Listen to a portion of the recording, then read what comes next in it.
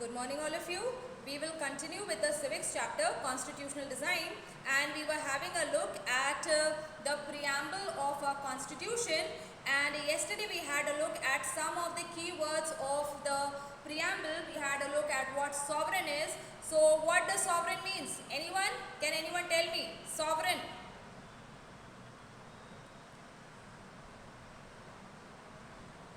Yes, class 9? Sovereign, anyone? Ma'am, sovereign, Yes, sir. sovereign means that the power to govern the country lies within the country. Alright, so what does Ma'am, sovereign sovereign, mean? That the people have the right to make decisions or to take decisions for internal as well as external matters without any external dominance over them. And we also had a look at socialists. We had a look at that India is a secular country, means we don't have any state religions. All religions are treated equally. We had a look at what does the term democratic means, republic means. So now we will continue and we'll have a look at the next term here, which is justice. Let's see what justice is. Now justice basically means that there should be no discrimination on the basis of the differences that we might have. Now those differences might be on the basis of the caste we belong to, the religion we follow, the gender we belong to, the region that we live in. So no discrimination based on any difference that we might have.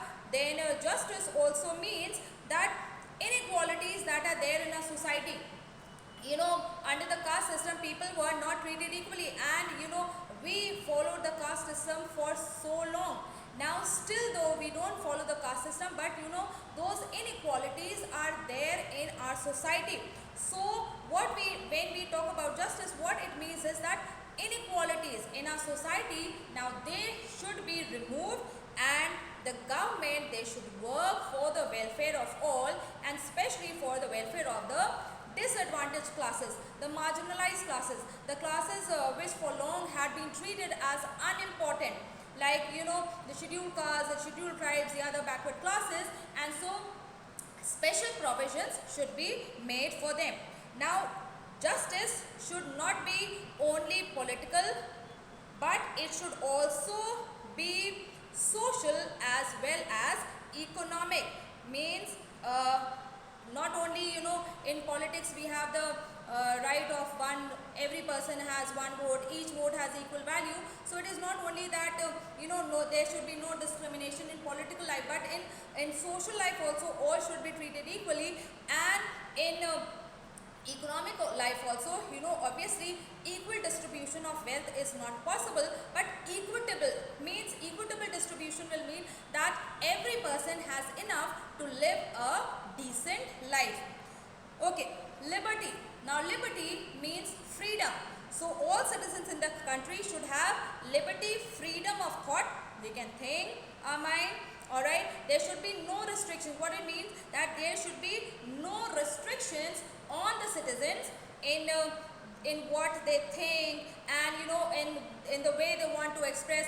So your expression could be through words, through media. Media is also just an expression, and then you can write, you can paint, drama, poetry, all is an expression. So we should have freedom not only of thought, not only we can think freely, but also we should be free to express freely.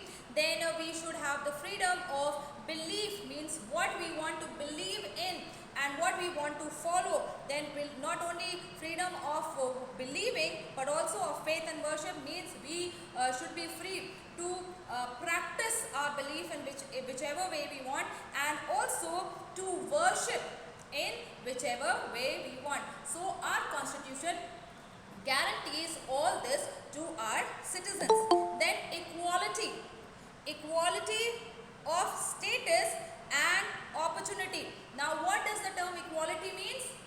Yes, anyone? Equality. You have studied about right to equality last year also. What is equality?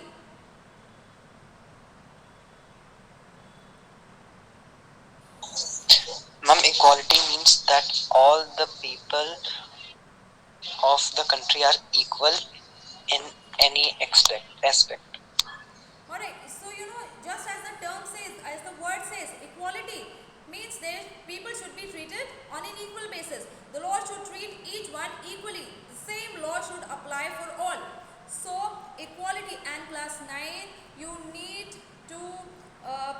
respond. Alright, I ask questions and only very rarely 1 or 2% they respond back. That's all. Now teaching is a two-way process. It is not only the teacher talking, but it is also the students, so it should be interactive. If you don't understand anything, you need to ask. If I ask something, you need to tell. And even if it is wrong, even if you don't know the correct thing, but whatever comes to your mind, whatever you think, you need to tell that. Okay, so equality. So all people should be equal before law, and like I was talking that our society has been based on inequalities. Now they have to be ended, and the government, they should try to provide equal opportunities for all. And that is why we have jobs reserved for the people belonging to the scheduled caste, scheduled tribes and the other backward classes. We have some posts reserved for them in educational institutions also, some seats reserved for them in Lok Sabha and assembly elections also. Now this is just to provide them opportunities so that they can also come to the level of the rest of the citizens, so that there should be equality. So equality of status as well as opportunity, that each one should be treated equally in society and everyone should have the same opportunities to grow and to become better, and to promote among all fraternity. Fraternity, what does the term fraternity mean? Yes, fraternity. These are very common terms. Ma'am, it means brotherhood. Right? The people should live in brotherhood. Alright, so we need to, our government, they try to, and the constitution tries to promote brotherhood among the people of the country. We live together, so there should be this oneness, this spirit of love and brotherhood towards all the citizens of the country, and at the same time assuring the dignity of the individual. So we promote brotherhood, and at the same time we assure that everyone is treated with dignity, no matter whatever difference you might have. You might be the most educated person or an illiterate person. You might be very rich and famous, or you might be very poor. It does not matter. You might belong to any religion, you might follow any culture, but everyone should be treated with dignity, and the unity and the integrity of the nation, it should be kept intact. Means we should work for the unity of the country, and for the integrity means the moral ethics of our country. So we should stand by them and promote those moral ethics. So this is the preamble, and when they say that in our Constituent Assembly, so 26th of November 1949, the people of India, they have given themselves this constitution. So this is just the preamble. Okay, let's move on to the institutional design, the last topic here. Now, what is a constitution? We have talked about it so many times, and mostly people say that it is a set of rules and regulations according to which a country should be governed. So it is not just merely a value statement or a philosophy, but constitution is mainly about embodying, means giving a visible force to the values, means the values which we stand for, the values which we have just read in the preamble. So what the constitution does, it gives a bodily form, a visible form to these values. That is also what a constitution does. And now this, when it transfers, when it gives these values a bodily form or a visible form, now that is what we get is the various institutions of the government.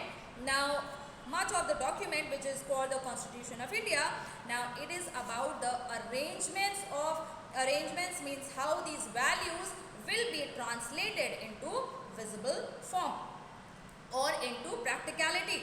Now our constitution is a very long and a very detailed document, and that is why it needs to be amended, means changed. You can make changes in the constitutions, now that are called as amendments. So that is why regularly it needs to be updated. and that is why the people who made the constitution framers, now they also knew and felt that the constitution, it needed to be changed according to the aspirations of the people and the changes in the society. With time, the society changes, the goals, the aspirations of the people, they change. So accordingly, the constitution should also change. It should not remain a static document. Static means unmovable, you cannot change it. So it should not remain static, and it should not be unalterable, something which you cannot alter, something which you cannot change. And though it is sacred, though it is pious and holy, but it does not mean that we cannot make changes. We should be able to make changes in it according to the changes in society and according to the aspirations of the people. So what do we want to say is that the constitution framers, they understood this, and that is why they have made provisions to make changes in the constitution from time to time, and these changes are called as constitutional amendments. Now, the constitution, they describe the institutional arrangement, means how these values will be translated into visible form. Now, the constitution talks about it in a very legal language. So, if anyone reads the constitution for the first time, it would be very difficult to understand. But the institutional design, so though the language might be difficult to understand because it is a legal language, but the basic design of institutions, or the basic institutional design, now that is not very difficult to understand. And like any other constitution, the Indian constitution, it also tells that what sort of a government we will have in the country, and the procedure to choose the people who will govern the country. So it tells us what sort of a government we'll have, how we will elect that government, when we will have these elections at, means how regular we will have those elections. Then it also tells that which ruler, the rulers which are there, how much power they will have, then how many organs in the government we will have, how many levels of the government we have. So these organs of the government, the Lok Sabha, the Rajya Sabha, and means this I'm talking about the parliament. So the organs of the government, the levels of the government, and the legislature, we talk about the parliament, the law making bodies. All these are basically the institutional arrangements in our constitution. And what we mean to say is that basically they are visible form into which the various values had been translated.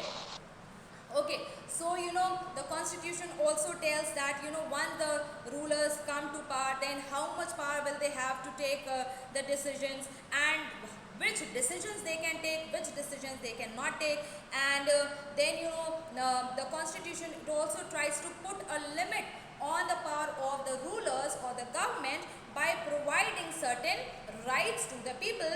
And so these rights which the constitution provides to the people, they cannot even be violated by the government.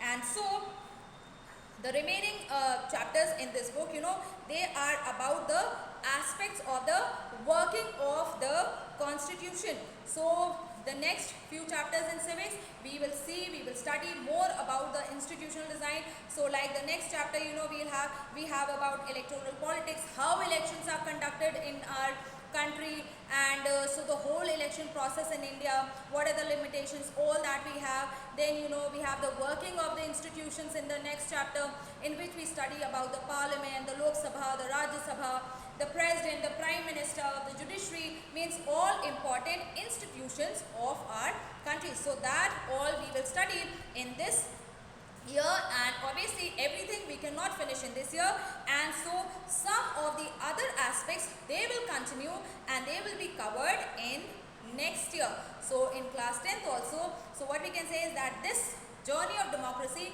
it will go on till the end of this year, and it will continue for you in class 10th also. Okay, so that was the chapter. Have you all understood? Yes, ma'am. Yes, Yes, ma'am. Alright, Ma'am. so we Yes, still ma'am. have few minutes. Let's write down a few questions. For today, I will not give you many, just a few. Hurry up.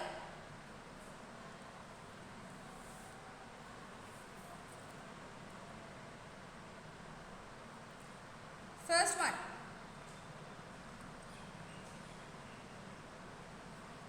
What difficulties, what difficulties did the framers, what difficulties did the framers of the constitution, what difficulties did the framers of the Indian constitution, right, Indian, what difficulties did the framers of the Indian constitution face? What difficulties did the framers of the Indian constitution face? Alright, next.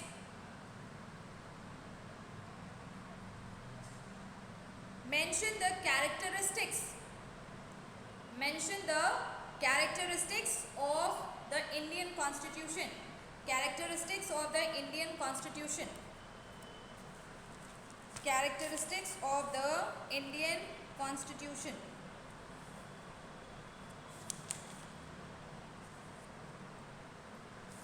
Alright, under this I will give you the subheadings, and according to that you write. The first subheading would be the lengthiest constitution in the world. The lengthiest constitution in the world. The lengthiest constitution in the world. Then second subheading would be federal in nature. Federal in nature, but with unitary base. Federal in nature, but with unitary base. Federal in nature, but with unitary base. Next, universal adult franchise. Universal adult franchise. Universal adult franchise. And the fourth subheading would be amendment procedure. Amendment procedure. So this particular answer you will write on the basis of these four subheadings. I think for the first question you can find the answer. That is easy. Can you find the answer to the first question? Ma'am. Yes? Ma'am, is the last subheading amendment procedure? Yes, right. Amendment procedure. Okay. And for the first answer, page number 23. See, making of the Indian Constitution. Got that? Yes, ma'am. Yes? Making of the Indian Constitution. Yes, ma'am.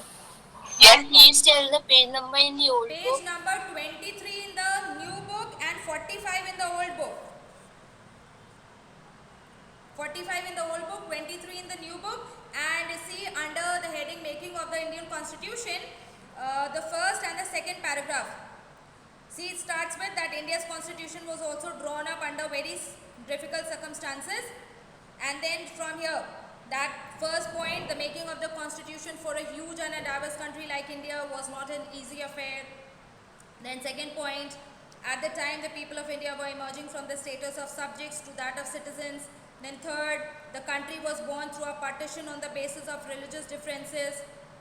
Then come to the next paragraph. At least 10 lakh people were killed on both sides of the border in partition related violence. Then there was one more problem. The last, the British has left it to the rulers of the princely states to decide whether they wanted to merge with India or Pakistan or remain independent. Then this, whatever is given in the rest of this paragraph, all this should be there for your answer. Very important answer. Okay, let's move on. What is meant by sovereign? what is meant by sovereign, comma, socialist and secular. What is meant by sovereign, comma, socialist and secular as the keywords of our constitution.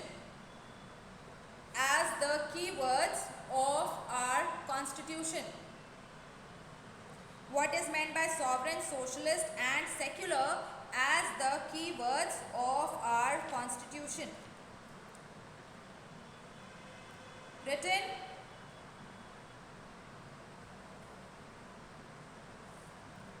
Yes? Yes, ma'am. Okay, next. Yes, ma'am. Why is the preamble very important? Why is the preamble very important? Why is the preamble very important?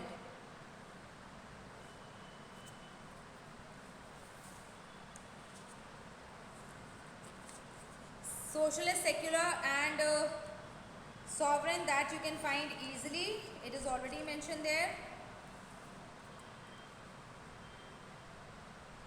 And for this answer, preamble very important, page 50 and 51.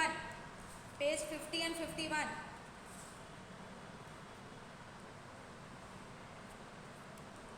Like values, the values that inspired and guided the freedom struggle till all this preamble of the Indian are embedded in the preamble of the Indian Constitution. They guide all the articles. Then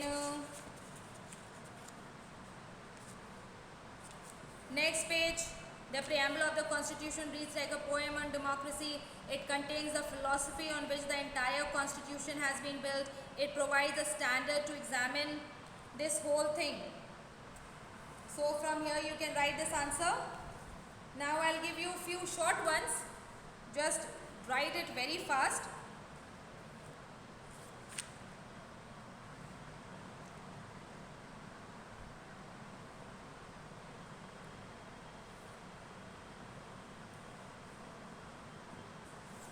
What does republic mean? What does republic mean? What does republic mean?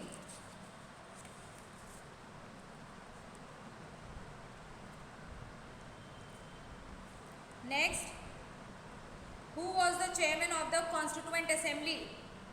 Who was the chairman of the Constituent Assembly?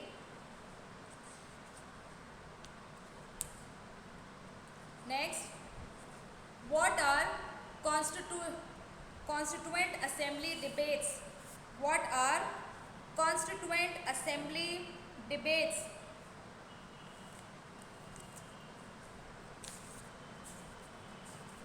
What are Constituent Assembly debates?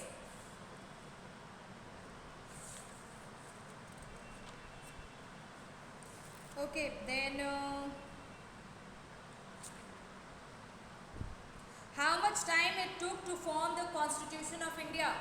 How much time it took to form the Constitution of India? How much time it took to form the Constitution of India?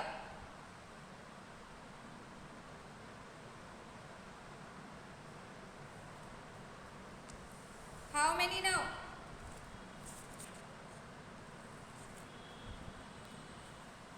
How many questions?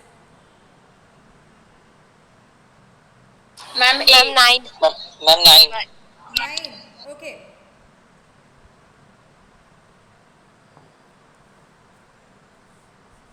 What are constitutional amendments? What are constitutional amendments?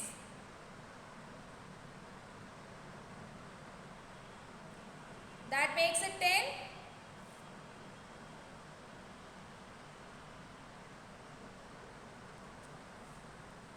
Yes, class? Does it make it 10 now?